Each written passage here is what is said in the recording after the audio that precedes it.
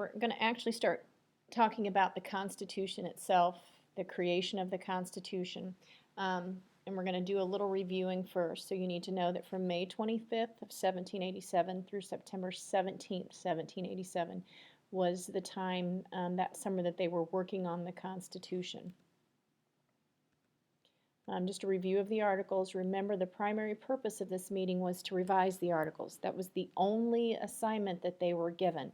So each state sends delegates to this meeting, and the only instructions that they have are how these states want the Articles of Confederation to be changed. But they realize that as soon as they get there, that this document is so bad and it cannot take care of the problems that we're having. So they decide to completely do away with it. But we have to look at the problems with the articles and remind ourselves of those before we can actually look at the Constitution. So under the Articles of Confederation, we have one branch of government. It had a unicameral legislature, which meant it had one house, and each one of those houses got one vote per state. And remember, the name of this legislature is Congress, so that's obviously why we go ahead and use the name Congress when we create our new government. And we are a confederacy. Reminder that the states are sovereign, so we could ask them to do things, but we couldn't force them to do it. There were limited powers that this government could do. They had no power to tax. They could ask, but the states weren't required to. Because they only had one branch of government, they did not have a executive or a judicial branch. They had no power to enforce the laws.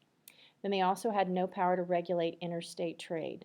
And then it took 13 of the 13 states, if they wanted to amend them. They were never amended because obviously you're never going to get all 13 states to agree on that.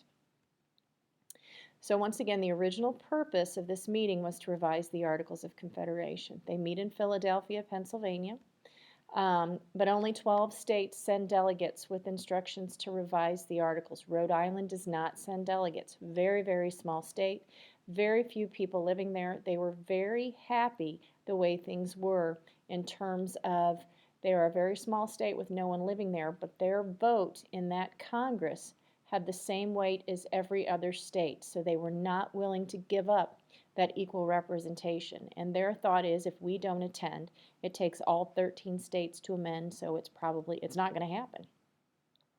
So throughout this May to September, 55 men, and not all 55 of them attend at the same time, but there are variations of 55 different men who serve on this convention from May to September. Thomas Jefferson, who is obviously one of our greatest founding fathers, wrote the Declaration of Independence. He actually wasn't there.